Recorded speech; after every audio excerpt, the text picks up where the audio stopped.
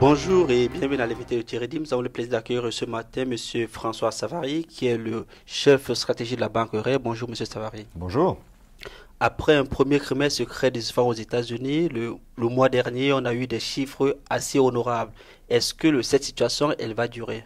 Oui, je crois qu'on est dans une phase de nouveau d'accélération Mm. après un premier trimestre qui était très mauvais au niveau du PIB, mais pour des raisons qui sont saisonnières. On sait que le premier trimestre depuis 5 ans est un trimestre très difficile et on est en train d'essayer d'ajuster les statistiques en conséquence, mais il y a aussi eu des phénomènes comme la météo qui ont impacté. Donc je dirais que ce n'est pas un phénomène qu'on doit anticiper comme durable et qu'on est toujours sur un mouvement de reprise qui devrait s'accélérer au cours des prochains mois.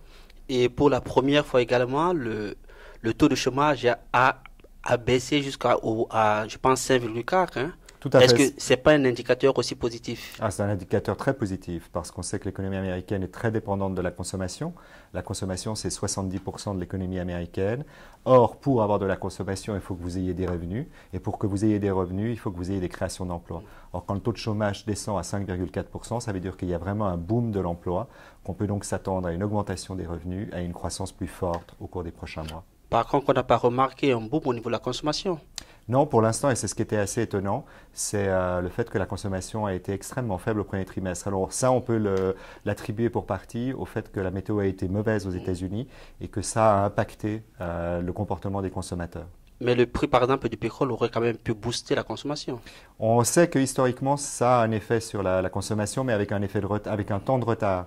Je dirais qu'il faut que véritablement le consommateur soit convaincu que le prix du baril est plus bas durablement pour que véritablement il engage des dépenses de consommation supplémentaires. Donc là, actuellement, ils ne sont pas convaincus.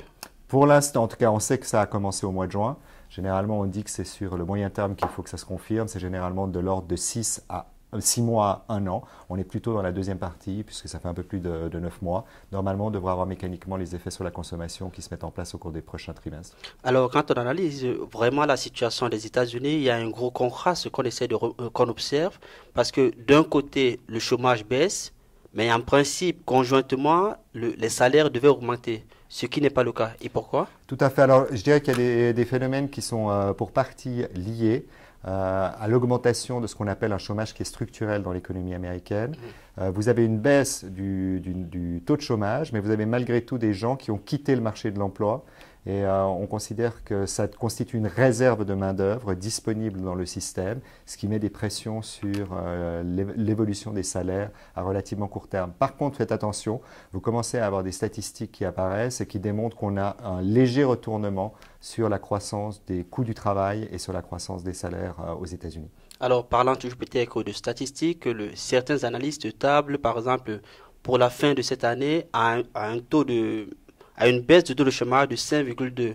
D'autres iraient même jusqu'à aller en 2016 à un taux de chômage, je pense, de 4,7. Est-ce que vous partagez par exemple cet optimisme? Je pense que ça va devenir un peu plus compliqué. Je crois que plus le marché de l'emploi aux États-Unis va s'améliorer, plus un certain nombre de personnes qui, comme je le mentionnais précédemment, ont quitté le marché de l'emploi, plus un certain nombre de personnes vont revenir sur le marché de l'emploi. Donc à partir de ce moment-là, c'est plus difficile de faire baisser le taux de chômage sur des niveaux de 4,7%. J'ai un peu de doute là-dessus. D'autre part, il faudra regarder ce que la Fed va faire à partir du mois de septembre, parce qu'avec des taux de chômage qui se rapprochent des 5%, la Réserve fédérale américaine pourrait décider de relever les taux d'intérêt parce que ça apparaît nécessaire dans les conditions actuelles. Merci Monsieur Savary pour ces explications. Je vous en prie. Quant à vous, nous vous donnons rendez-vous très prochainement avec un nouvel invité. Au revoir.